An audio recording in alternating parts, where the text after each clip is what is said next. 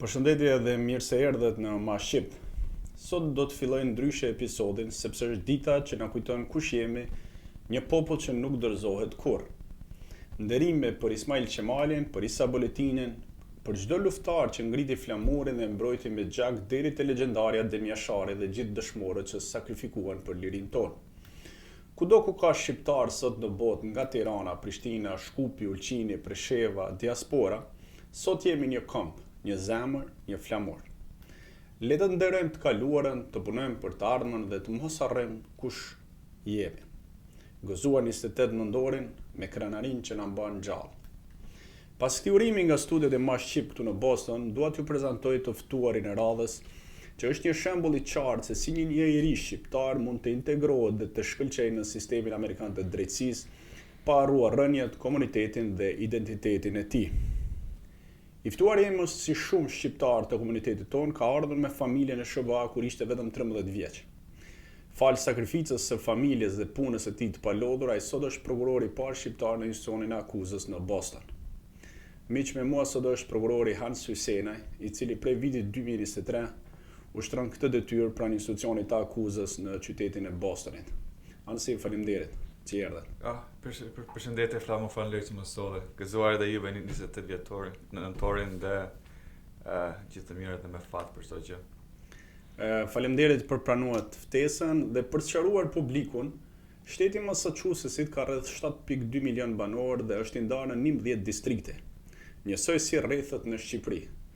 Çdo distrikt ka prokurorinë e vet, ku drejtuesi i saj zgjidhet me votë në qytetarëve të atij distrikti, ndryshe nga Shqipëria ku emërohen apo edhe nga Kosova. Ndërsa prokurorët emërohen mbi bazën e meritës. I ftuari im është prokurori i prokurorisë së distriktit më të rëndësishëm të shtetit të Massachusettsit, atij të Bostonit, ku në emër të shtetit heton dhe ndjek penalisht çështje nga hetimi deri në përfaqësimin e akuzës në gjykatë. Përveç punës si prokuror, ai është edhe një nga themeluesit e shoqatës Albanian American Bar Association, ku ka mbajtur detyrën e kryetarit dhe është një nga figurë aktive e komunitetit tonë në Boston. Nëpërmjet kësaj organizate kanë bashkuar të gjithë juristët shqiptar në Shtetet e Bashkuara të Amerikës që kanë mbrojtur licencën e barit për të komunikuar dhe bashkëvepruar me njëri tjetrin. Prokuror edhe një herë, mirë se vjen, dhe dua të nis me emrin tuaj. Pse Hans? Tingëllon si emër gjerman, a ka histori pasaj? Është emër gjerman, dhe ka histori të bukur. Emrin tim ma ka bën të gjajim, Arjan Hysenaj, që e përshëndesim dhe dhe edhe ai është shumë i dëm pas komunitetit shqiptar në Amerikë. Bën ai shumë, edhe ka bërë dhe shumë për mua dhe familjen tonë. Dhe ai ma ka dhënë dhe emrin, dhe ka vënë emër të bukur, më pëlqen emri Hans. Gjajim ishte edhe ai si gjithë emigratë, ka pasur histori të vështirë për të larguar nga Shqipëria dhe për të ardhur në Amerikë. Iku në fillim në vitin 92 ose kur komunizmi vati për azil në Gjermani, dhe kur mbriti në Gjermani u lidh me ca organizata që ndihmonin refugjatët dhe ata që kërkonin azil. Dhe një nga njerëzit që e kanë ndihmuar ka qenë një gjerman me emrin Hans, dhe e ka bërë shumë për ta integruar në Gjermani dhe për ta rregulluar si refugjat që erdhi. Dhe gjajim e ka respektuar shumë dhe ka ndihmuar shumë sa si vlerë dhe si respekt, ma vëri dhe mua emrin Hans kur linda dhe qatër provoj dhe unë të bëj shumë për emigrantët dhe për refugjatët që vinë këtej. Shumë mirë, më bëhet qejf. Përshëndesim Arjanin. Arjan Hysenaj është një nga shqiptarët me biznes për shumë vitesh këtu në Shtetet e Bashkuara të Amerikës. Është një nga miqtë tanë dhe është një njeriu që kontribon shumë ç'është e vërteta për komunitetin tonë shqiptar, sidomos për çdo aktivitet që mund të ketë kisha e Nolit në jugun e Bostonit, ku i ka dhe bizneset Arjani.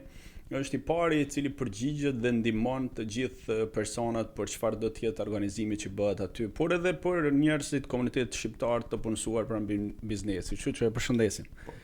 Pastaj me kalimin e kohës këtu në Boston kanë takuar them drejtën shumë pjesëtarë të komunitetit tonë, të cilët kanë histori të ndryshme, të cilët histori e migracionit gjithmonë që janë të shumtë.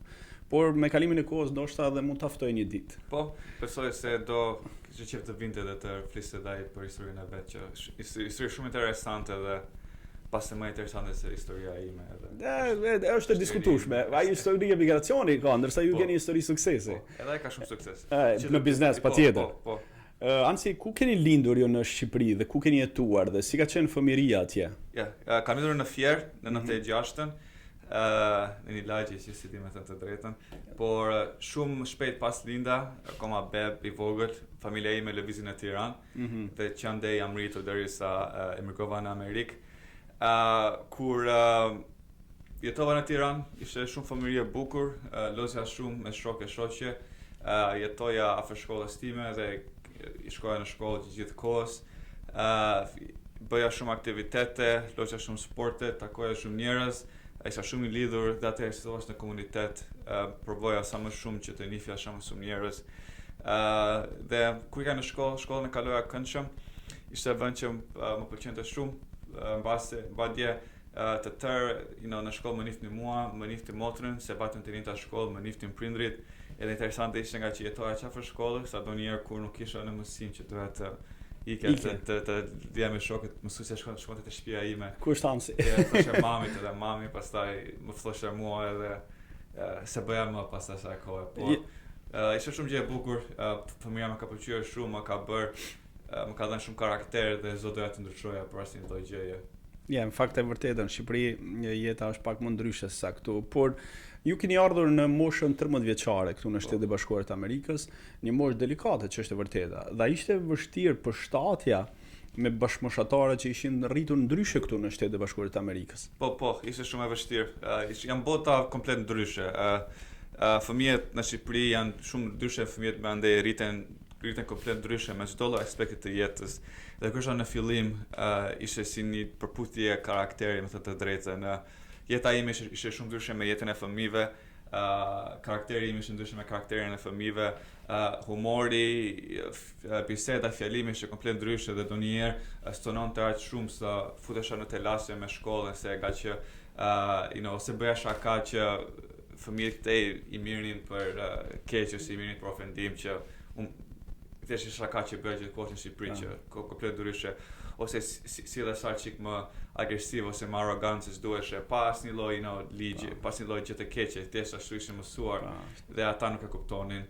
Në shqiptar kur jemi çik më të ashpër nga jeta, shumë fëmijët në Amerikë janë më rehat, kanë më shumë gjëra dhe nuk kanë pse të jenë stresin që kemi nga ngarkesat e Shqipërisë, edhe ai ishte ndryshe, por shumicën e kohës njerëzit ishin të respektuar, donin të dinin për Shqipërinë, nuk ishin dëgjuar fare nga Shqipëria. Unë isha imigranti i parë shqiptar në shkollën time në atë kohë dhe ishin kurioz, interesante dhe unë... Ke qenë në Newton, mos gaboj? Po, në Newton, në Massachusetts, që është një vend, qytet i bukur, nuk është qytet si në Shqipëri me pallate, me restorante gjëra, janë thjesht, ka është një komunitet i madh hebresh, më duket dhe aziatik.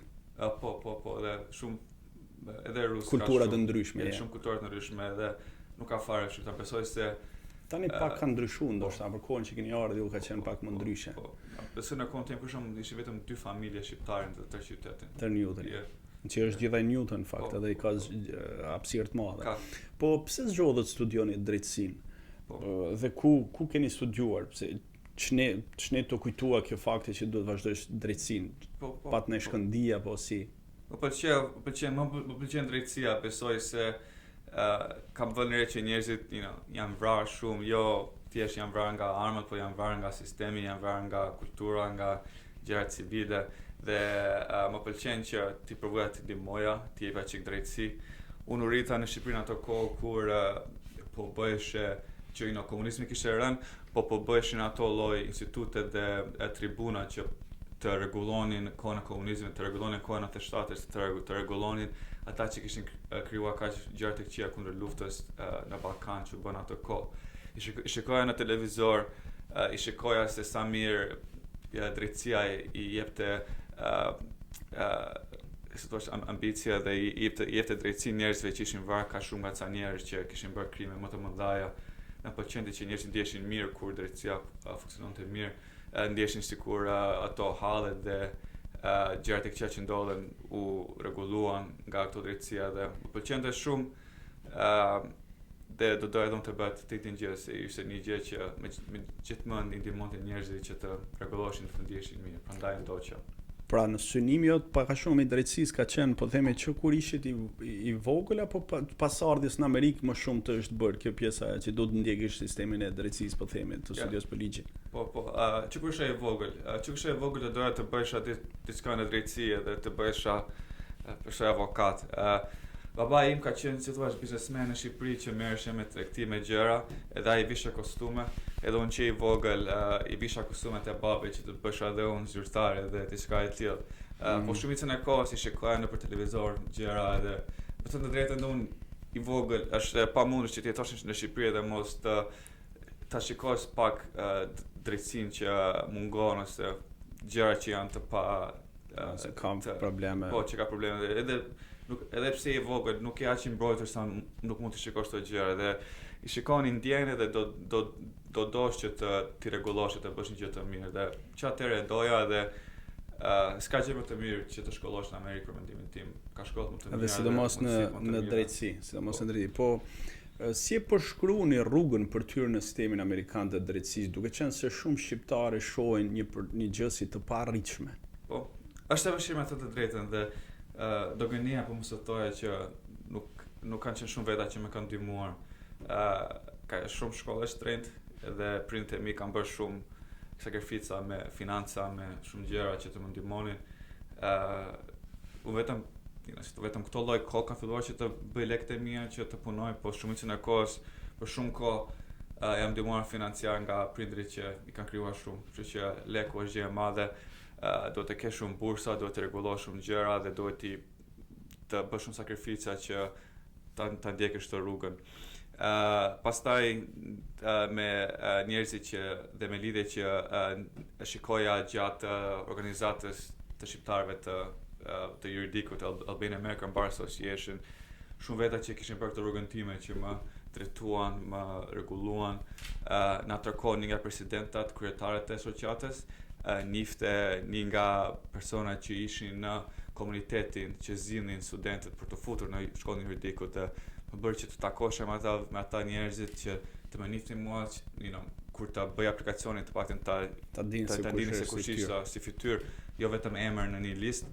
Që i takova, i fola, i thashti çfarë duhet për të bërë, çfarë kërkojnë ata, çfarë do të bëj unë si student që të bëhem aplikant më i dëshiruar nga shkolla, u bë dhe ajo dhe pastaj gjithë kohës shkolla është një nga shkollat më të vështira që kam bërë ndonjëherë, por njerëzit që nifja unë që kishin bërë këtë shkollën më jepnin kurajo dhe gjëra dhe më jepnin informacione që si të bësh sa më mirë, se ka një shprehje në Amerikë që i duhet një fshat që të rritës bebe, si të thuash diçka e tillë, edhe e ta gjendë me mua, u desh shumë veta që të më ndihmonin të isha këtu dhe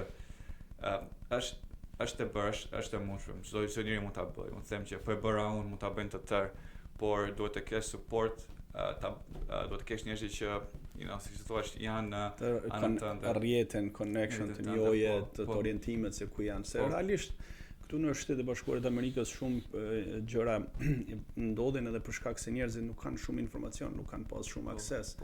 Por tash duke qenë që online, interneti, rrjetet sociale, inteligjenca artificiale, ke aksesi në gjitha dokumentet që mund të kërkosh, mund të njohësh, mund të kesh akses për gjitha mënyrat se ku do dhe të orientohesh. Po nga sa e di nuk je i vetmi shqiptar në sistemin e prokurorial në SBA, por jeni një nga të parët në Boston në pozicionin e prokurorit.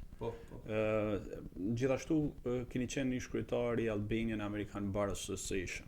Sa shqiptar jurist kanë arritur në nivelet të tilla sot ku jeni edhe juve si prokuror flas? Si prokuror në Massachusetts nuk janë shumë që di unë, është vetëm një prokuror që punon në një zyrë si mua, ajo është Carmen Alisa Toçka, punon vajza e të nderuarit Bobit, por Alisa ka një ndryshim nga ti, sepse Alisa ka lind këtu. Ndërsa juve keni ardhur që andej 13 vjeç. Pra, unë e kisha në sensin që jeni prokurori i parë që keni ardhur nga Shqipëria, po themi dhe keni studiuar më pas këtu. Ndërsa ajo që ka lind këtu është Alisa, kam parasysh Alisa Toçka. Alisa Toçka, ajo është shumë me sa di unë nuk njoh njerëz të tjerë në prokurori në Boston. Që ka lindur në Shqipëri dhe janë bërë prokuror këtej, edhe provoj të njoh se dua që rrjeti jonë të zhvendohet sa më shumë, por Alisa ka lindur këtu, po besoj se është më patriote dhe më adhetare se mua. Nuk e kam takuar, do uroj të takoj një ditë në fakt. E do shumë Shqipëri dhe bën shumë për Shqipërinë. Por sa di më shumë në atë zyrën time që i njoh shumë veta, nuk kam. Po në nivel të përgjithshëm të Shtetet Bashkuara të Amerikës, e ke idenë se sa prokurorë janë gjithsej, po themi shqiptar? Po. Keni nga informacione nga organizata e Bar Association, keni informacione po themi se sa janë shqiptar në nivele prokuroriale në gjithë Shtetet Bashkuara të Amerikës? Besoj se janë dhe dy të tjerë në Michigan edhe në Wisconsin besoj. Një nga Michigan e kam takuar sepse jo në person, për kanë takuar në Zoom, në online, se ka ardhur ka qenë pjesëtar në ca evente që ne bëjmë tek shoqata jonë. Dhe një që kam dëgjuar në përlajmi që po garon për kongres. Po, Robert Lugjuraj, po. Besoj. Sa ka ishte dhe ndërheqja nga prokurori në Michigan, e takova se ishte në Boston për mbledhje fondesh. Ishte shumë djali mirë dhe realisht e mbështetëm për faktin që është shqiptar dhe kandidon për në kongres, pavarësisht që nuk është në distriktin e Bostonit, por ne bëm një tip organizu një mbledhje fondesh për ta ndihmuar që ai të përqap do të shkojë atje. Njoh edhe një shok tjetër në fakt, Krishnik Sule, i cili është në Virginia, mos gaboj, edhe ai është prokuror në ande, është bërë tani shpejt. Kështu që ka shqiptarët kanë filluar në fakt, kanë filluar dhe po ecin në disa vende të ndryshme. Duke u emëruar, duke marrë pozicione të tilla, por ajo që po mendoj unë, gjyqtari i parë në SBA nga informacionet që kam, ka qenë zoti Robert Toçka, cilin ne e përshëndesim se është një nga dhe urojmë shëndet se tani po shijon pensionin. Është një nga aktivistit e mëdhej të komunitetit tonë këtu në Boston, sidomos pranë kishës së Nolit. Por sot ka dhe të tjerë, si në New York gjyqtarja Shkreli me mbiemrin, në Boston është zoti Zaganjori. A keni informacione të tjera se sa shqiptar të tjerë mund të jenë gjyqtar në Shtetet Bashkuara të Amerikës? Ke ndonjë informacion? Po. Përshëndesim të nderuarin Robert Toçka, ai ka bërë shumë për mua, shumë për shqiptarë, shumë për njerëz të tjerë dhe ai besoj ka histori, mund të jetë ai të kalojë emisione të tëra për jetën e atij. Kam një problem me të sepse ai nuk flet shumë rrjedhshëm gjuhën shqipe. E ka harruar se unë diskutojmë, kam diskutuar në fakt me të. Ai e ka çik siklet këtë pjesë dhe pastaj është tipi i tillë që është gjyqtar edhe nuk do të dukesh shumë në vende publike, por është shumë njeri i mirë. Besoj për mendimin tim është nga shqiptarët më të mëdhenj në historinë e Shqipërisë për sa gjë është në sistemin e drejtësisë, sidomos në Amerikë. Po. Dhe ka dhe dy të tjerë është edhe gjykatësi Kaplanes që jeton që punon në gjykatën e Dorchesterit që është një qytet në Boston. Edhe ai to nuk e di. Po. Është gjyqtar. Gjyqtar, po. Ka lind këtu apo nga ardhur në Shqipëri? Ka lindur këtu dhe ai ka shumë që gjyqtarëve këtej kanë ardhur, familje kanë ardhur në vitet 20, 30 kur janë të hershëm. Të hershëm kur hapën ato kufit në atë kohë dhe kanë lindur këtej në vitet 60, 50, edhe janë rritur dhe janë bërë këtej dhe gjykatësi Kaplanes një gjë, ai është gjysmë shqiptar, gjysmë grek. Mami më duket e ka nga Shqipëria dhe babi nga Greqia. Edhe ai është shumë i vënë pas Shqipërisë. Edhe ai është një nga arsyet që pse unë jam prokuror, se nga që ai vetë ka qenë prokuror në Boston, prapë në një të nzyrë si mua, dhe ka bërë dhe ai shumë për shqiptarët. Çdo student shqiptar, pikërisht, por shumica shqiptarëve që kanë qef të bëjnë në juridik të gjëra, po ai i merr dhe si thua internship që i orienton edhe se që orienton ku duan edhe ka bërë dhe më atë një gjë dhe ai dhe i mëson shumë gjëra siç po thosh gjëra. Është edhe një s'po më kujtohet emrin me të drejtën, edhe po provoja që të gjej tek emaili. Me mbiemër Zaganjori është këtu në Boston. Po, Zaganjori po thoya për një tjetër se Zaganjori e përmendë. Është ai punon në gjykatën federale të taksave. Dhe ai është shqiptar. I lindur, më duket se është i lindur në Shqipëri. Ka ardhur këtej. Pra që kemi bërë disa gjyqtarë në Boston, 3 gjyqtarë deri tani i përmendëm, vetëm në Boston. Po, ky në taksave është federal. Është pak më lart, ja. Po, se nga që mund të shkoj kudo në Amerikë. Po këta që përmendën janë këtu në Boston. Dhe janë shumë njerëz të mirë, bëjnë shumë për komunitetin dhe janë shumë të zgjuar. Po në nivel të përgjithshëm flas, në nivel federal, ke idenë se sa shqiptar mund të jenë në nivele pozicione gjyqtarësh? Nuk e di me të drejtën, vetëm kisha thash për taksave, por nuk është se kam dëgjuar shumë veta. Shumica e gjykatëve federal janë të vjetër, janë vënë si gjykatës në vitet 80-90, ku shqiptarët atëherë atë kohë nuk është se kishin bërë shumë, po nuk është se bërë shumë, Po është edhe pak është problem, unë e konstatoj si këtu që ne shqiptarët ndonjëherë jemi më shumë individualist se sa janë një grup i caktuar njerëzit që mundohen edhe të rrinë larg realisht komunitetit, mos të ofrohen shumë. Edhe ndoshta edhe ky fakt nuk i ka bërë që të njohim të gjithë gjyqtarët që janë në nivel po themi në nivel brenda Shteteve të Bashkuara të Amerikës. Por e rëndësishme është që janë kontribuar, janë përfshirë në sistemin e drejtësisë amerikane dhe kjo është një gjë e mirë në fakt. Po si keni qenë ca kohë si presidenti i Albanian Bar Association dhe sa e vështirë ka qenë të ndërtohet një komunitet juristësh shqiptar në SBA? Të drejtë flamur jam akoma kryetari. Okay. Je president për momentin. Presidentin, po. Deri në shtator të kohës tjetër, që pastaj s'do jam. Okay. Por atë organizatën ka krijuar Judge Bob Toçka në 2010 dhe neve sapo festuam 15 vjetorin ton javën e kaluar, e bëm një ditë të madhe për ditën e flamurit dhe 15 vjetorin ton ishte shumë fest e bukur dhe e madhe. Dhe e bëjmë që të zgjerojmë shoqatën tonë. Ka ca sfida, sepse misioni jonë është të gjejmë sa më shumë shqiptar juridik në të zonës dhe të sjellim dhe të bëjmë një komunitet tonë dhe ta mbledhim.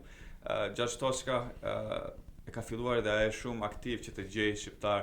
Ai ka gjetur shumicën e gjykatësve dhe gjerave. Ai e gjeti gjykatën Shkreli kur ai po garonte për të bërë gjykatëse dhe provojmë që të lidheshim me atë që ta ndihmonim që të bëheshe në gjykatës dhe u bë shumë krenar që u bë dhe shumë krenare që është gjykatës. Po, Edith Shkreli mos ka bën. Po, dhe ka ardhur dhe ca herë tek shoqata jonë dhe po i kam dëgjuar në fakt që janë bërë disa aktivitete kur kanë qenë të lidhura qoftë me Zoom, qoftë edhe në Suffolk, mos gaboj, në shkollën Suffolk është bërë një aktivitet i tillë. Më ftoi gjyqtar Toçka, por nuk arrita dot të vija ditë për shkak se ishte mbasdite.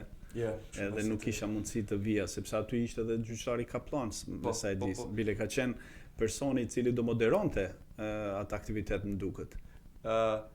Po, dy herë. Dhe unë kam lexuar që është mbiemri Kaplanc, por nuk e mendova që është shqiptar në fakt. Po, ai është. Unë kur I them prindrit I them e kam emrin Kaplani, ja bëj çik më shqiptar, po ai Kaplani se ka Kaplanc, të grekut. Por edhe kur bëjmë këto evente që sjellim emra të njohur për juridikun në Amerikë që janë shqiptar, njerëzit si juve dhe njerëzit që kanë interesat të gjojnë, na kontaktojnë neve dhe ashtu mbledhim grupin tonë dhe bëjmë sa më të madh.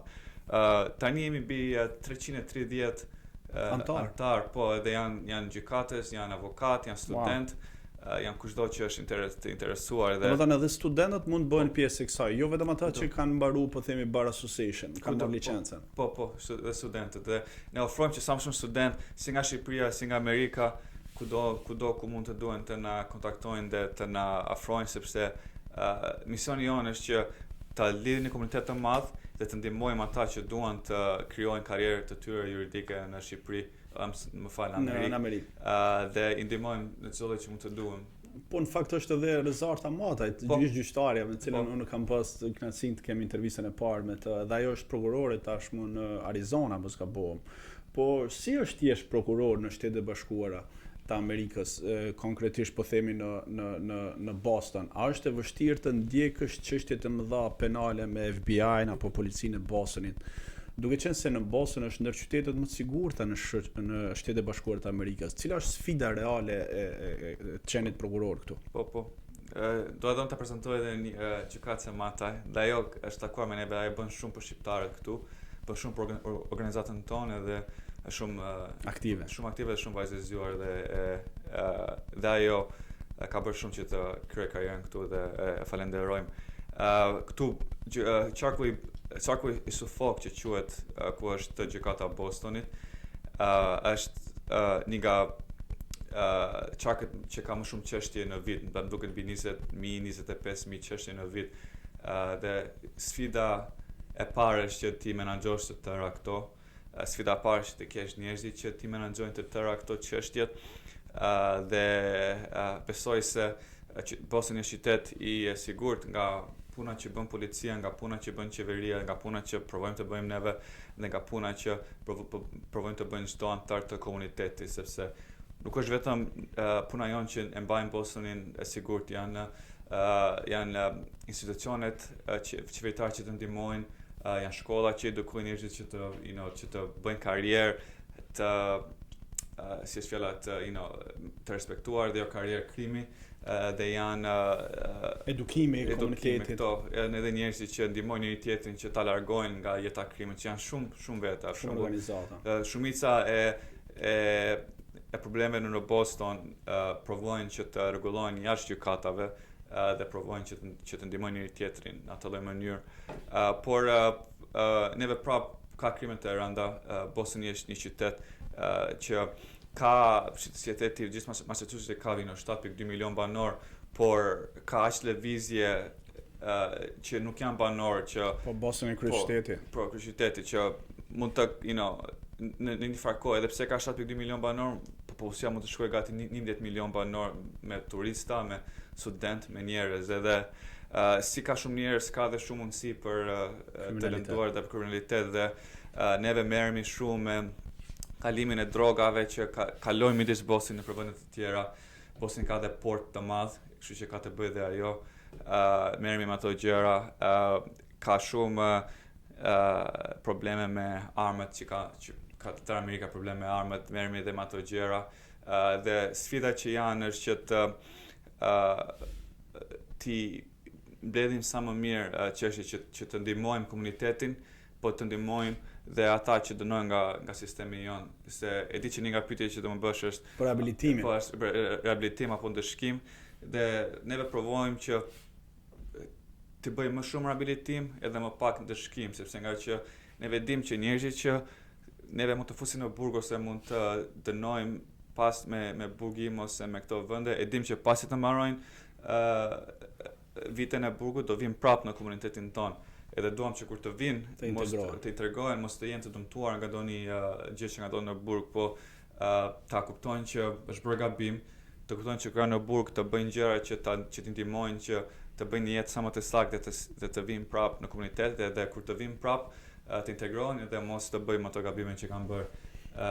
Edhe kjo është një nga sfidat, sepse nga që çdo biznes që ka njerëz, ka lloj njerëz dhe cilat janë çështjet më të vështira për të jetuar në Boston? Po, çështjet më të vështira janë ato që ka të bëjnë me njerëzit që njerëzit jo polica dhe jo këta njerëzit që punojnë për të investiguar krime. Për shembull, që do të them këtë është kur bën çështje me droga, me armë, me këto investigime, punon me polica, punon me agent me detektiv që janë që i dinë se si ta bëjnë punën, e dinë se ç'a ndodh në gjykatë, e dinë se si investigojë krimi dhe ta sjellin çështjet sa më të mirë dhe sa më të bukur që të bësh. Sa më të kopsidur. Po kur merresh me njerëz që janë thjesht qytetar të vendit që nuk e dinë se ç'a po ndodh, nuk e kuptojnë se ç'a krimi ndodhi me ata, për shembull çështje si përdhunime ose abuz në shtëpi, që shumica abuzave ka të bëjë fizikale, ka të bëjë me të folur, që nuk e kuptojnë që janë abuzuar, se nuk e kuptojnë dot që janë bërë me krim. Dhe është sfida që të punosh me ata, që ti edukosh dhe të marrë sa më shumë prova nga ata, sepse kur punon me polica, ata thonë kjo ndodhi tak, edhe ti e kupton direkt se çka ndodh krimi. Po kur flet me një fëmijë ose kur flet me një vajzë që është dënohet, abuzuar me vite të tëra, edhe nuk të besojnë se je një huaj, edhe s'të njohin edhe po i bën përpyetje shumë delikate. Është diferenca e kulturave të ndryshme, sepse vijnë nga gjithë. Ka të bëj, për shembull, unë jam një shqiptar dhe do të flasis me një që nuk e di mirë, nuk i merr vesh kulturën nga vin nga gjëra dhe duhet të mësosh ato gjëra. Ata ose s'të flasin të vërtetën ose s'të flasin të tërë që duhen.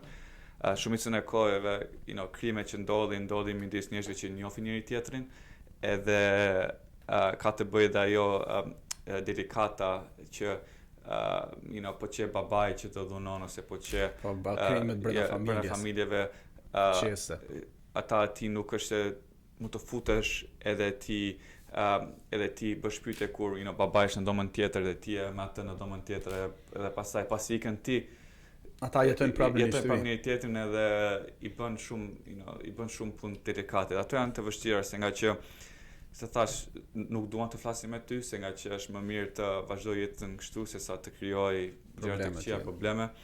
Edhe ato janë sfida të mëdha që duhet ti bësh edhe unë në fakt po thoja që Bostoni është një nga qytetet fakt më të sigurta në Shtetet e Bashkuara të Amerikës, mos themi 5 apo 10 shtetet ose qytetet më të sigurta në gjithë Shtetet e Bashkuara të Amerikës. Unë e shoh që në mes natës njerëzit ecin, çarkullojnë. Unë kam kontakte her pas here me persona të ndryshëm të cilët vinë nga shtete tjera të Amerikës dhe më thonë që po them si kanë nga Atlanta, kam takuar një ditë një çift, kishin habi sepse në mes natës ecin njerëz rrugës nëpër Boston. Pra kishin atë frikën që si ka mundësi këtu është e sigurt. Pra, cilat janë po themi ajo pjesa që në Boston janë krime më të rënda që ndodhin, po themi përveç vrasjeve të zona Mattapan, që është zonë tjetër që nuk e mbulon distrikti Suffolkut, por mbulon edhe atë. Edhe mbulon, për cilët janë zonat më problematike për momentin në zonën e Suffolkut. Gjithmonë nga statistikat. Ka çdo zonë ka të krimin e vet, po zona që janë më shumë problematike janë ato zona që kanë popullsinë më të ngushtuar si do thuash, dhe këto janë qytetet që njerëzit jetojnë më shumë, siç janë në Roxbury, Dorchester, Mattapan, në West Roxbury, në ca vende ku ka shumë njerëz që jetojnë bashkë me njëri tjetrin. Janë ato zona sepse edhe janë edhe zona që kanë me nivele të ulta ekonomie dhe me ca nivele të ulta edukimi që aty ndodhin shumë lloj krimes dhe nuk është se njerëzit që jetojnë ato vende janë njerëz të këqija, zot për ato qytete që janë qytete të rrezikshme, janë shumë njerëz që jetojnë ato vende që janë njerëz shumë të mirë, shumë të nderuar dhe thjesht jetojnë një jetë të mirë. Dhe po ka përqindje të vogël të njerëzve që jetojnë ato zona që krijojnë shumë probleme. Edhe statistikisht janë ato vende ku njerëzit jetojnë më shumë edhe kanë nivele më të ngjeshur edhe niveli kulturor. Edhe me që ka më shumë njerëz, ka më shumë nivele krime. Ato vende ku ka më pak njerëz, ka më pak nivele krime. Po nga që ato janë vende ashtu ngjeshura, janë më të larta gjëra që ndodhin dhe ka të bëjë që shumica e njerëzve që neve punojmë të pandehurit janë njerëz që vinë nga nivele të ulta ekonomike ose vinë nga një jetë me abuzim dhe të vrarë vetë nga sistemi, ose janë ato njerëz që kanë nivele të ulta edukimi dhe s'din mundësitë që mund të bëjnë që opsionet që ka më të mira, më të nderuara, dhe ndodhin ato gjëra, po neve provojmë të rregullojmë puna si s'na vjen, po shumicën e kohës është krimet që na vinë nga ato qytete ku e kuptojmë që pse vinë, se nga që janë a shumë njerëz që jetojnë mbi njëri tjetrin dhe në fakt është e çuditshme sepse ku të shohësh në Mattapan është në kufi me Milton dhe Dorchester. Milton është një ndër qytetet e mira dhe të po themi me një ekonomi të mirë, me një edukim të shkollave të mira, dhe Dorchesteri është problematik, Mattapani është problematik. Kjo ndasia që është bërë, ndoshta edhe kjo për këtë fakt janë kulturat ndryshme, se në Boston nuk mund të them siç kishte dikur, ndoshta tani nuk ka në Boston nuk kam parë të them ka shumë ghetto ose ku e di unë zona ku të cilët edhe të pastre janë pak në krahasim me shtete tjera për shkak ndoshta edhe ftoftit dhe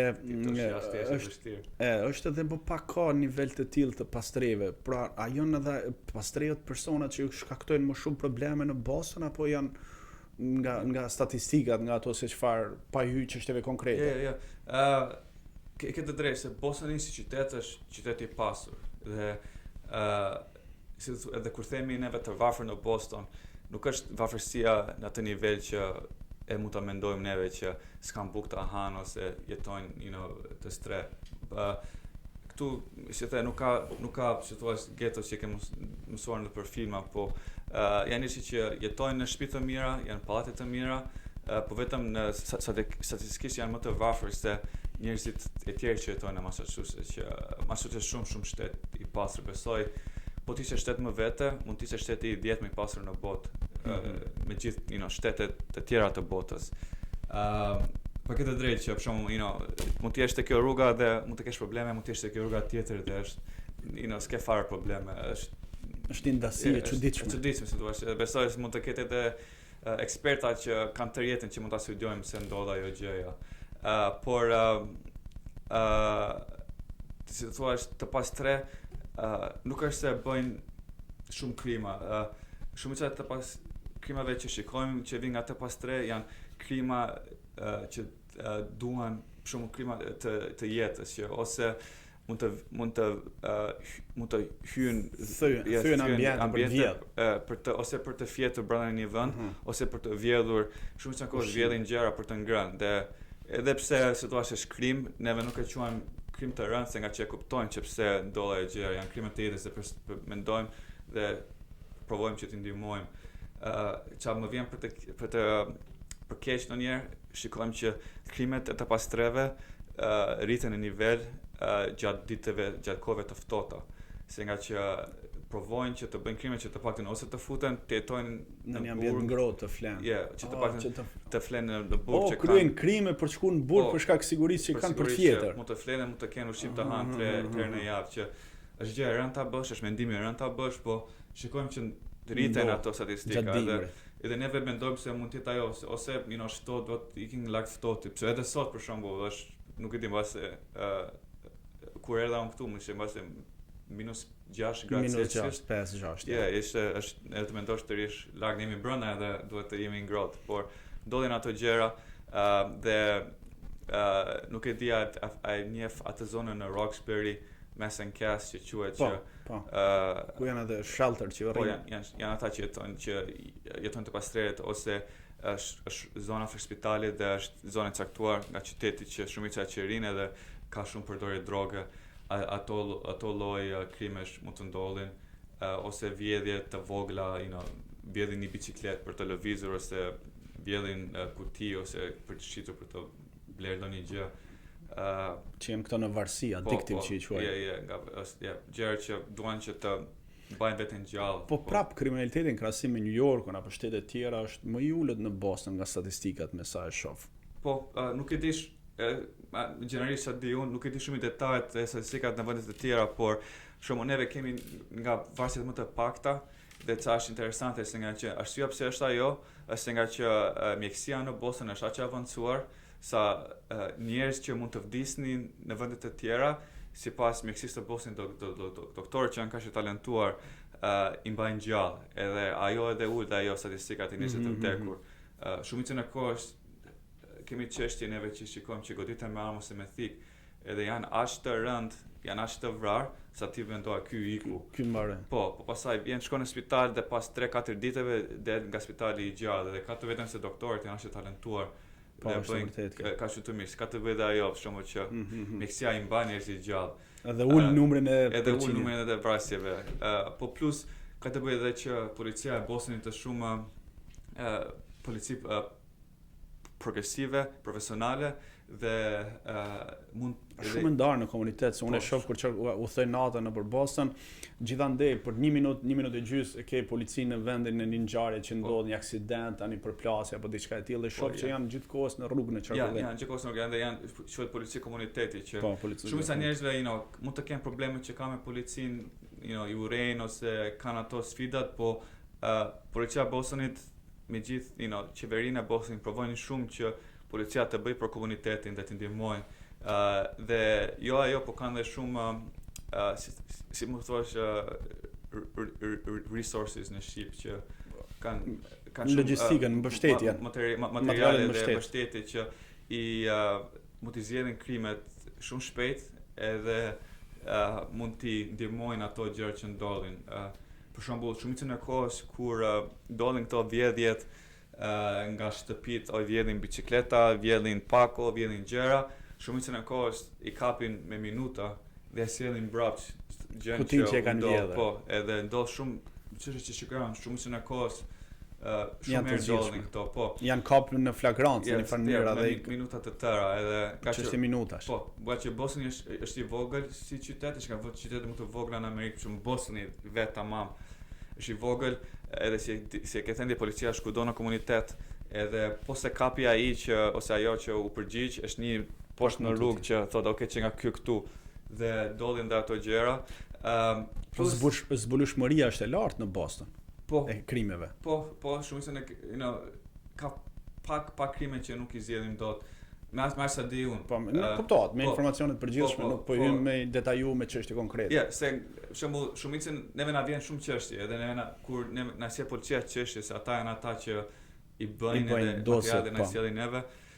Dhe na sjellin shumë çështje, më thënë të drejtën. Po, besoj se po ti pyetesh, për shembull, unë di çështje që na vijnë, edhe di që çështje që zgjidhen janë shumë. Po nuk i di të tëra që nuk i zgjedhin, se nuk është se e kam veshin në rrugë që për gjitha krimet. Po ka pas ndonjë moment realisht vështirë në punën tënde si prokuror, që je ndier me të vërtetë në vështirësi. Shumë, gati çdo ditë, janë shumë punë delikate, edhe punon me shumë emocione të larta. Njerëzit që vijnë, që merren me neve janë në pjesën më të ulët të jetës së tyre, që janë akuzuar për krime të rënda dhe e dinë se ku mund të ikin ose se si do shkojë jeta, edhe i shikojnë njerëzit në morale shumë të ulta dhe ajo ka të bëjë të vështirë, edhe pse provojnë që të jesh i kindar nga ajo vendi, po prap janë ato ambiente dhe emocionet të efektojnë dhe ty. Një çështje që kisha unë, duheshe ti detyroja prindrit që të jepnin të shmi kundër djalit për një ca çështje që kishin ndodhur, edhe prindës duan ti do i forcon që ti japin i detyron, po ju shton një presion në një farë mënyrë. Po nga që po të urdhëron të paraqitesh në gjyq, po nuk paraqitesh, mund të arrestohesh, të sillesh me pranga, edhe sillesh me pranga, po nuk deshe që edhe pasi sillesh në gjykat, po nuk deshesh të japësh dëshmi, mund të fusin në burg derisa të japësh dëshmi, që të japësh mendimin të japësh dëshmi. Po, edhe këto gjërat ja shpjegon atyre, edhe janë gjërat mohabete të rënda, sepse nuk do shumica kolegë që punojnë janë njerëz të ndërgjegjshëm, dhe asnjë nga neve nuk do që të arrestojmë aman se nuk do të japë. Po, edhe shumica në kohës kur ndodh kjo gjëra, çojnë policin, edhe policia e shpjegon çfarë po ndodh, edhe shumica edhe gati gjithmonë vinë vet, i sjellin të fusin te makina, edhe as nuk i fusin brapa, i fusin para, edhe thjesht i sjellin te gjykata pa pranga pa gjëra, edhe thjesht për të qenë, për të kriju komoditet në një. Pa ka pas kështu në vështirësi ose në rast ka pas që evidentuar të ka ndodhur që një shqiptar ta kesh pa dosjen ose të ketë ardhur dosja një shqiptari, se nuk besoj që shqiptarët kanë bëjnë probleme ose krime këtu në Po. Pak basta 5 emra gjatë gjithë 2 viteve që mund t'i ketë hasur shqiptar. Po 2 veta edhe për lloj gjërash. Krime të ndryshme. Po. Zot për më ca krime se na pak thjesht veta, në parim. Se mund ta di se kush është, janë pak veta, po shumë radh. Edhe më vjen thua se wow, erdhën këta. Një si thua si fun, për të qesh, nuk është se për qesh aha se puna jonë është shumë serioze, po. Të ndodh, si si thua si një gjë interesante që ishte policia kishte thritur në një shtëpi, edhe doli që ishin 2 pleq shqiptar, edhe nuk e dinin se si të komunikonin. Nuk dinin anglisht. Po, nuk dinin anglisht, ata nuk e dinin se çfarë po flisin ata, se kanë dëgjuar gjuhën shqip. Edhe se dinin se çfarë gjuhë po flisin. Po. Edhe doli u mësuan që flisin shqip, i thanin Albanian, edhe doli që nuk ishte asnjë lloj polic në Boston që të këtë vite që të nuk përkthente. ishte polic, nuk ka polic shqiptar. Janë dy polic shqiptar në Boston që kam marrë vesh. Njëri ka lindur këtu dhe nuk e di a flet shqipen mirë, po njëri ka lindur në Shqipëri dhe ai punon në zonën e Brighton Allston, që është një lagje në Boston dhe ai flet shqip, po në atë kohë besoj asnjë nga ata s'po punonte. Nuk e dinte që të përkthente. Po, edhe prisin edhe më morë në telefon. Edhe më thanë, shiko, tha, janë dy veta shqiptar, tha, s'po merremi dot, vesh ta i përkthejnë që këti.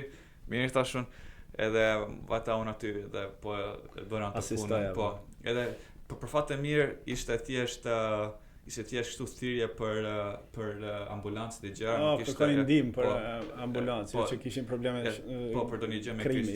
Ti di në Amerikë për shembull kur stret nishin vinte të tërë, ambulanca, policia, fix policisë së bashku var. Edhe pastaj kur mbrin aty merr vesh se sa është puna. Po çfarë do konkretisht? Ata donin me kësi, ja tregova se çfarë punë kishte, thritëm ambulancën, i bën gjëra dhe ika, po.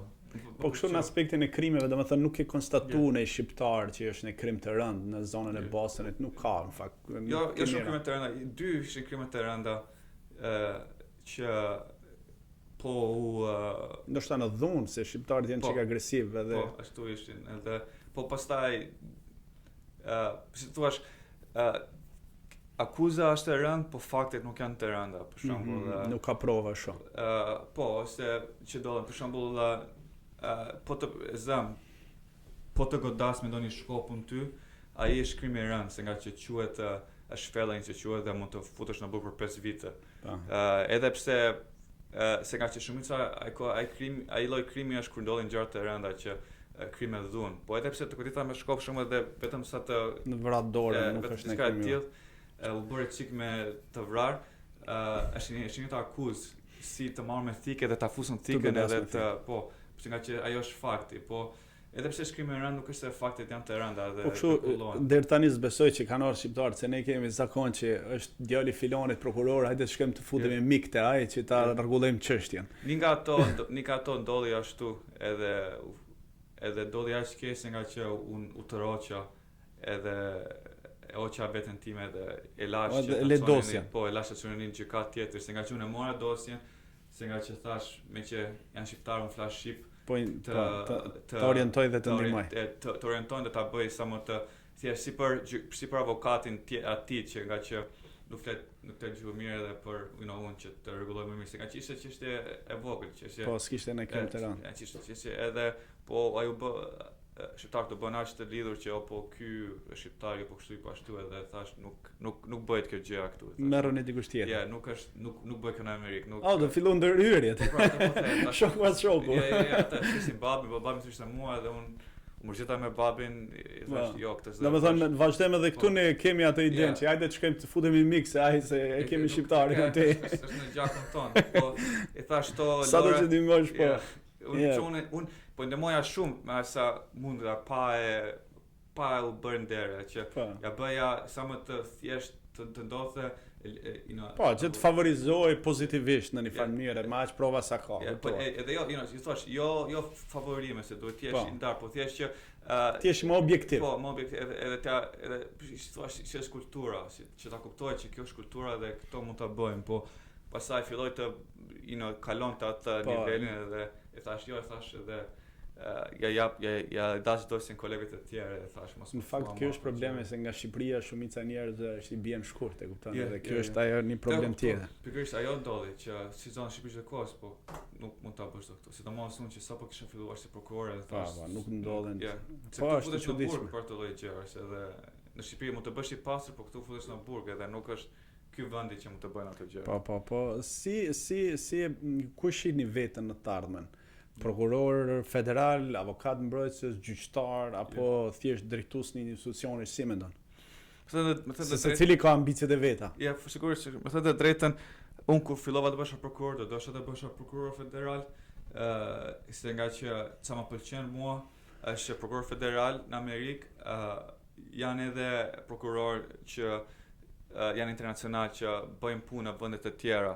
Edhe misioni im është që të provoj që të sjell drejtësinë në Shqipëri në një mënyrë se si mund të mundem dhe dua që si thua, rruga që kam në mendje është po mund të bëjnë prokuror federal dhe shumica e prokurorëve që janë në Hag ose në tribunat internacionale janë prokuror federal që vijnë nga gjykata federale edhe po ndodhi që mund gjesh një farë kontributi për dëm, thua, për Shqipëri Po, edhe besoj se shumica ligjeve që vijnë nga drejtësia që vijnë nga Shqipëria më shoh shumicën e kohës vijnë nga tribunat e huaja sesa nga tribunat shqiptare dhe shumica e drejtësisë që vijnë nga presionet nga Europa ose nga drejtimi që vijnë nga gjykatat internacionale që sa mund të ndodhi aty dhe besoj që po ndodhi, është ëndër, është shumë e vështirë. E rëndësishme e sheh veten pranë akuzës më shumë, po themi.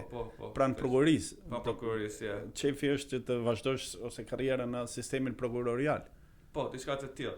Besoj thjesht pasionimi është të ketë drejtësi që njerëzit të ndjehen të sigurt, të jetojnë mirë me njëri tjetrin, të jetojnë në harmoni dhe të bëjnë shumë gjëra. Për shembull, donjëherë mendoj dhe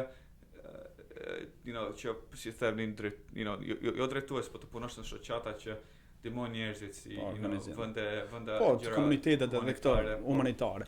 Po si e balancon një punë kaq stresuese, po themi se deshës është punë stresuese fakti i prokurorisë me jetën tënde personale. Thjesht provon të ndash punët, kjo është tu, kjo është aty, edhe kur është e vështirë se nga që unë punoj dhe gjatë fundjavës si kompjuterin në shtëpi është punoj dosjet, por thjesht di që kjo është puna dhe kjo është jeta edhe ti ndash shumë drejt të dyja. Kur jam në shtëpi provoj që të bëj sa më shumë gjëra për veten, për familjen, për jetën sociale, që të bëj gjëra të mira. Kur jam në punë ndodhin që bëjnë shumë gjëra traumatike dhe kur vi në shtëpi provoj që ti harroj dhe të implementoj një gjë që të më ndihmoj. Edhe është mirë që ti jetosh shëndetshëm, provoj të ikë në palestër, të bëj gjëra të mira, të merrem me terapi dhe të mos të merrem me alkool ose droga, gjëra që të bëjnë më keq, ndikojnë në negativitet. Nga që kur je në punë do të kesh tru të kthjellshëm, duhet të jesh energjik edhe duhet shkosh mbi lart gjës traumatike, se nga që në gjykat ke dhe rrezik jete, është rrezik sigurimi, është çështje traumatike. Patjetër, sepse ti me një kërkesë që mund t'i bësh gjykatës, ti mund t'ia marrësh për gjithë jetën, ai mund të përfundoj në burg për gjithë jetën, kështu që deshës është përjeton atë. Po, edhe pse akoma s'kam atë arritin që të shkoj për tërë jetën, po prap unë në krimet e rënda. Unë shpjegoj shumica e krimeve që merrem unë, atë njerëzit mund të ikin për 15 vite në burg, që prap është shumë kohë e madhe. Por ata të panderët mund të ikin, këtej me pranga, po në seancë janë shokët, familjet, gjëra që të njohin, neve çdo informacion të tonë janë publike, kështu që është ajo rreziku që mund të ndodhi. Po ta kesh mendjen ty gjithkohës, do shkosh në depresion, do jesh në ankth, po provon që të jetosh jetën, që të dalësh jashtë, të bësh gjëra për komunitetin, të bësh gjëra me familjen, me shokët, dhe thjesht të jetosh sa më pastër dhe sa më shëndetshëm të mundesh. Po si do donit që komuniteti shqiptar të përfitonte nga përvoja jote në sistemin e drejtësisë? Po ta dinë që është e mundshme, unë asnjëherë se kam quajtur veten të zgjuar ose të dedikuar ose të ndonjë gjë, po e bëra thjesht, ure kokën poshtë dhe e bë çfarë të mundesh që ajo është, po e bëra unë, mund ta bëj kushdo. Edhe unë njoh shumë shqiptar që janë shumë më të zgjuar se mua, shumë më hard working se mua, por thjesht nuk kanë dyert ose mundësinë për ta bërë. Unë isha me fat që njofa njerëz që njofa në kohën e dur dhe u futa në kohën e dur për ta bërë këto gjëra, por ta shikojnë që unë e kam bërë, që po kanë interes, mos u humbi shpresa që është e mundshme dhe të na kontaktojnë mua ose të kontaktojnë shoqatën tonë. E shpresoj që besoj se në emision një farë kohe këtu të japin kontaktet tona që ata që duan që të na kontaktojnë. Po do të pyes në fakt se ku mundet, se çfarë këshille do të jep një studentit shqiptar që mendon të ndjek studimet e ligjit, dhe në qoftë se keni një këshill përveç këshillës, ku mund të kontaktojnë dikush nga studentët që mund t'ju shkruajnë apo mund t'ju kontaktojnë në email për të marrë ndonjë orientim, ndoshta edhe në ndonjë mbështetje përcaktuar për të vazhduar shkollën e ligjit në SHUBA? Po. Këshilla është që është një nga gjërat më të vështira që kam bërë, edhe nuk është se e them se mbase unë nuk e dija ta bëja mirë, po çdo person që ka bërë këtë juridikun është një nga shkollat më të vështira. Besoj se provimi i barit që është provimi që hedh pasi mbaron shkollën për të marrë licencën, më duket se është provimi i dytë më i vështirë në botë pas provimit të mjekësisë. Edhe është punë rrugë shumë e vështirë, por është rrugë që bëhet, është e mundshme, shumë veta kanë bërë dhe shumë veta do e bëjnë. Dhe këshilla ime është që ta dish që është e vështirë, po ta dish që është e mundshme, që vetëm mund ta kalosh, të bësh pyetje, të përdor sa më shumë materiale ndihmuese që mund të kesh. Një nga vështirësitë më të mëdha që pash unë ishte se jo që është shkollë vështirë, por edhe unë se në atë kohë kam bërë vite në Amerikë dhe di gjuhën shumë të thjeshtë, ishin shumë gjëra që unë akoma si dija. Fjalët që përdorin në juridik janë fjalë që nuk janë në fjalorin ton të përditshëm. Edhe çështjet ligjore, interpretimet. Po, edhe pse unë mund të flas shumë mirë në anglisht me njerëzit, po unë di fjalët që kam mësuar që përdorin jeta ditë, pastaj kur shkon kur bën juridikun sikur po mëson gjuhë tjetër, dhe ajo është e vështirë dhe besoj se do jetë shumë e vështirë për ata që vijnë nga Shqipëria, se nga që jo që nuk e din gjuhën aq mirë sa një person që ka jetuar këtu. Dhe kur më pyetën në fillim kur erdha këtej, kur erdha fëmijë, një nga gjërat që të vështirë që ishte ndryshe, nga që unë mësova anglisht në Shqipëri shumë herë, po besoj se edhe ti të gjithë kur vin këtu sikur nuk është fare anglishtja që ke mësuar ti. Është vërtet, fakt ka ca shprehje këtu të përdoren që ti nuk i kishe dëgjuar në herë. Fare, dhe shumica e ditës nuk e flasin anglishtin si mësuesit në shkollë, që i thon fjalët të caktuara, të preta. Këtu ose i han fjalët ose flasin aq shpejt ose kanë dialektin e Bostonit që nuk dallohet fare, që s'di se sa po thuhet. Po studentëve shqiptar, çfarë po themi atyre që duan të studiojnë juridikun ose ligjin këtu në Shtetet e Bashkuara të Amerikës, ose studentë që janë këtu në Shtetet e Bashkuara që duan të vazhdojnë ligjin, çfarë sugjerimesh do t'i japish dhe ku mund të kontaktojnë ata nëpërmjet organizatës për t'i orientuar apo për të dhënë ndonjë këshill më shumë? Po, më të drejtën, unë nuk kam shumë rrjete sociale se s'na lejon të kemi aq jetë në internet, por mund të më sjellin email dhe mund ta shkruaj emailin, po e postoj më vonë. Po të thuash emaili im që i punësh te Bar Association, te emaili e Bar Association, ku mund të kontaktojnë në rrjetet sociale të Bar?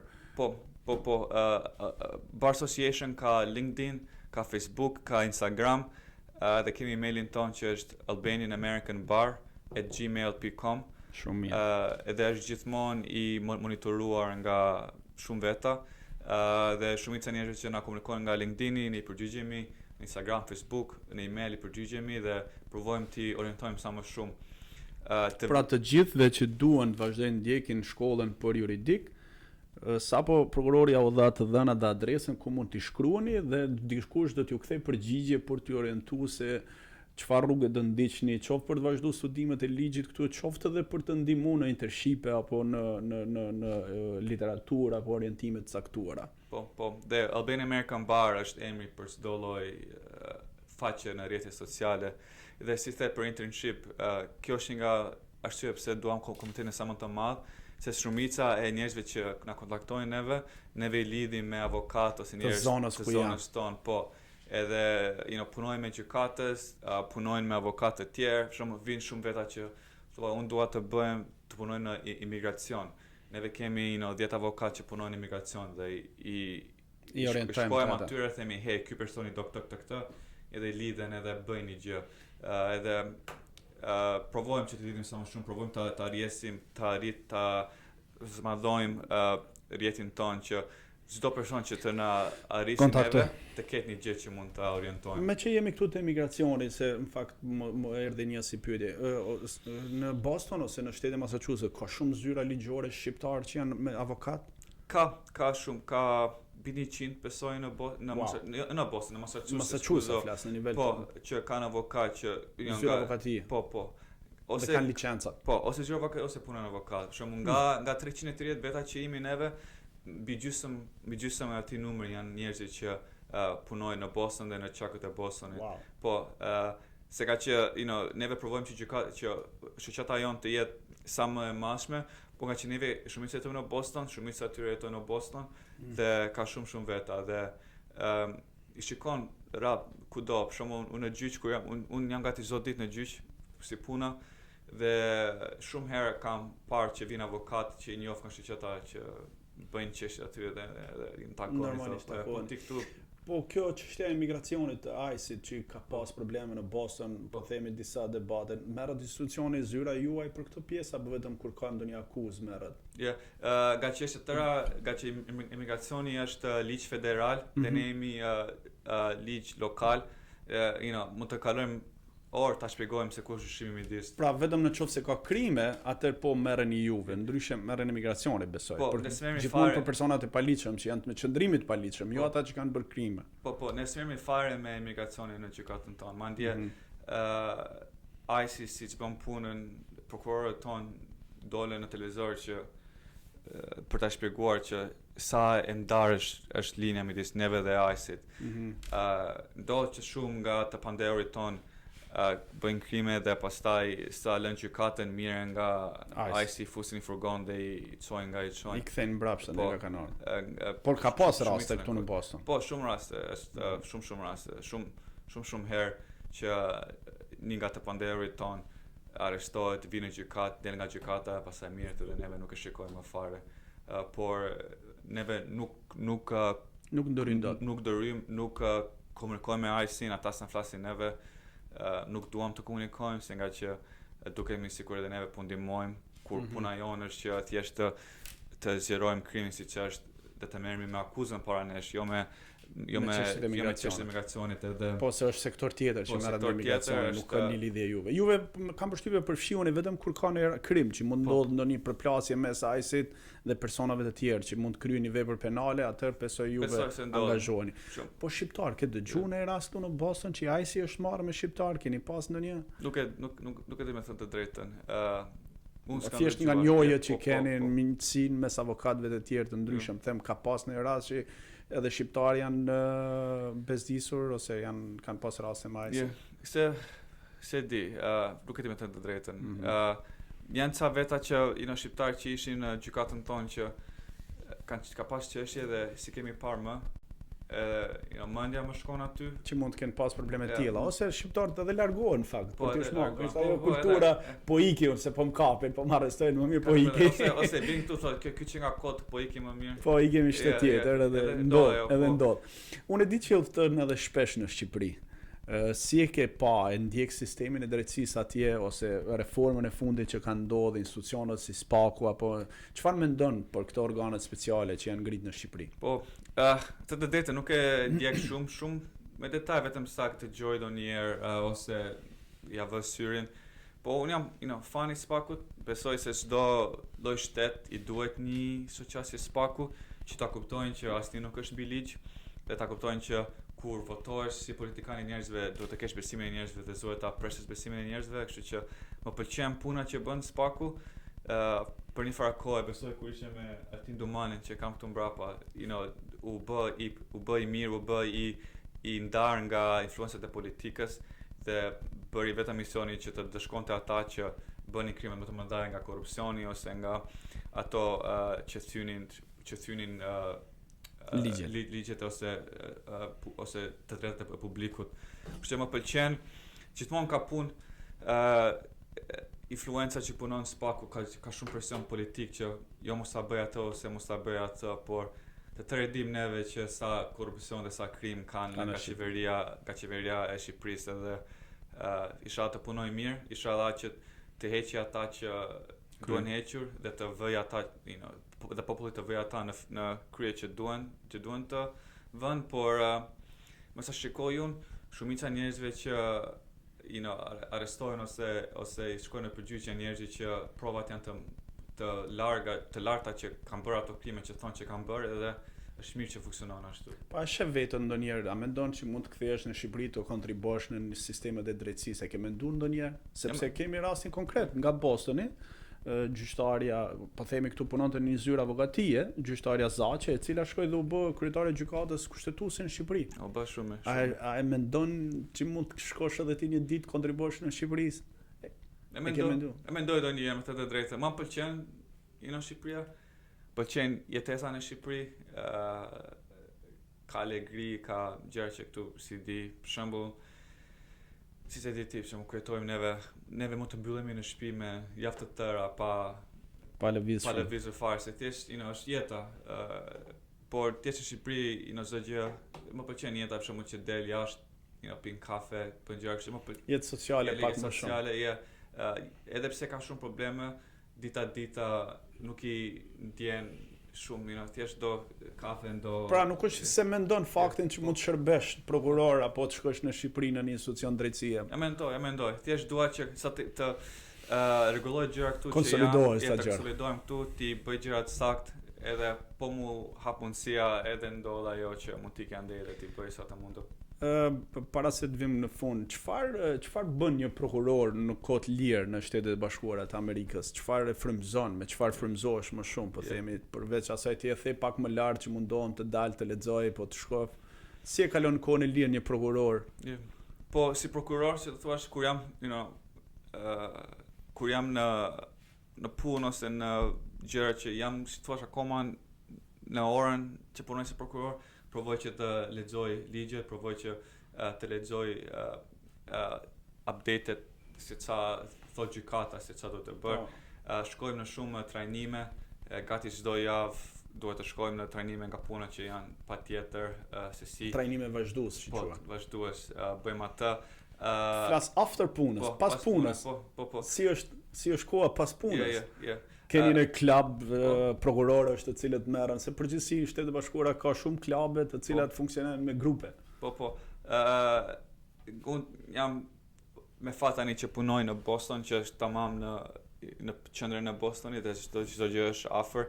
Edhe nuk është klub, si thua, klub social, po janë thjesht klube, bare që janë, me njerëz që shumica e shokëve të punës ikim aty pas punës, thjesht flasim, ankohemi, qeshim, qajm për punën, edhe bëjmë atë heqat e stresin, si të thuash, bëhet dhe ajo.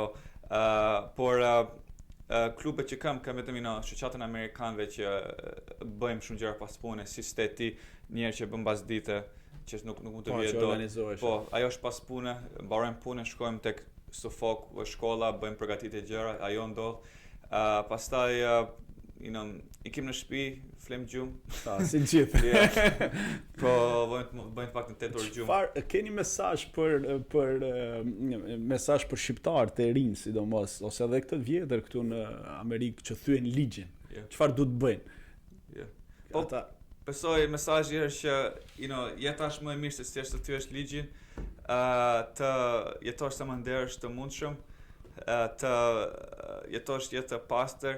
Edhe pse të thyesh ligjin, mund të bësh më shumë lek, mund të bësh më shumë qef me një herë. Por ju jeni aty, nëse thyen ligjin dhe bën lek me thyrje ligji, ju jeni mbrapa, prap. Po, prap. Prokurorët. Prap, se ka që sa më shpejt i bësh, aq më shpejt mund ta humbësh. Edhe, mund të bësh tarto lek se i shet drog, po pastaj do kapesh edhe do jesh në burg edhe ti gëzosh ato lekët që bësh. Edhe më mirë është që të jetosh ndershëm, si të disneve është e lodhshme, nuk është as qef sa të bësh lekët e të bësh party, të shosh në Ibiza çdo verë, çdo 2 javë, si cikim, por është jetë e mirë, është jetë e dushme dhe thjesht të ndjekin pasionet dhe të bëjnë jetën që të jetë sa më e pastër dhe sa më të drejtë për njerëzit që janë. Edhe jeta është më mirë, bota është më mirë, edhe base unë zdo punoj më shumë se sa s'punoj tani, se të kemi më pak krime për të bërë, po... Dhe një gjë ndoshta që shumica e shqiptarëve të ne, duke qenë që vim nga Shqipëria dhe jemi pak më të ashpër, më të egër, duhet t'i themi që mos bëni krime, është ndaluar të godasësh dikën këtu. Po e godite dikë do përfundosh në burg, po e përshtyve dikë do përfundosh në burg. Ka ca rregulla këtu që janë më strikte. Jo, ka të bëjë ajo që në Shqipëri shumë zjerës edhe një pashni, shqipimi nesë, po këtu zjerës edhe të policia, po këtu gjëra, po këtë drejta. Kështu që du t'japish një mesazh edhe për këtë pjesë, që rrini larg të lasheve. Se nga që këtu janë, këtu kapesh më shpesh, që s'mund të kapesh në Shqipëri dhe nuk lirohesh dot me fjalë ose me lekë siç mund të lirohesh në Shqipëri, edhe ka të bëjë ajo që me fjalë thuaj çfarë do dush, po mos e prek me dorë. Si është ajo kur zihen shqiptarët mos e prek me dorë vetëm, po uzure këtu mos e prek me dorë. Mos e prek me dorë, thjesht, shaje dhe pastaj ik në rrugë tënde. Bjeri, bjeri do një gjë në shtëpi me grusha pastaj. Merrni thes. Prokuror, faleminderit që gjetët kohën edhe erdhët këtu. Nëse keni ndonjë pyetje për mua, jam i gatshëm të përgjigjem, se e kam pas si zakon fakt edhe i përgjigjem edhe të ftuarve nëse kanë ndonjë pyetje më bër. Po, thjesht kur erdha këtu tek studia jote ke bërë shumë gjë të bukur, shpresoj të jetë sa më e bukur. Do të pyesa çfarë është pasioni jot, që për çfarë arsye ke krijuar këtë investim në emisionin tënd, në studion tënd, dhe çfarë do doje që të shihje nga shqiptarët që vinë këtu ose jetojnë në komunitetin tonë? Shiko, unë kam tani bëj 8 vjet gati këtu dhe i kam bërë 8 vjet në fakt, dhe po mundohem që ky pasion i gazetarisë është pak, duke qenë kur mbaron gazetarinë është një profesion dhe një pasion që nuk të le shumë lehtë të shkputesh.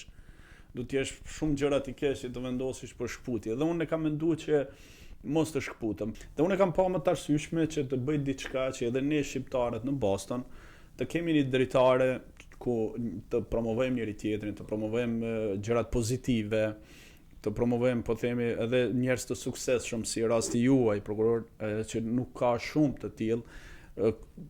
Të kemi një dritare ku edhe të lexojmë dhe të shikojmë edhe lajmet se çfarë po ndodh edhe në Shtetet e Bashkuara të Amerikës, se çfarë kam konstatuar, si komuniteti ynë, sidomos një moshë pak më e vjetër, i ndjek lajmet në Shqipëri për të mësuar se çfarë po ndodh në Shtetet e Bashkuara të Amerikës. Pra jeton në SBA, shef lajmet në Shqipëri dhe thotë ore po ndodh kjo në SBA.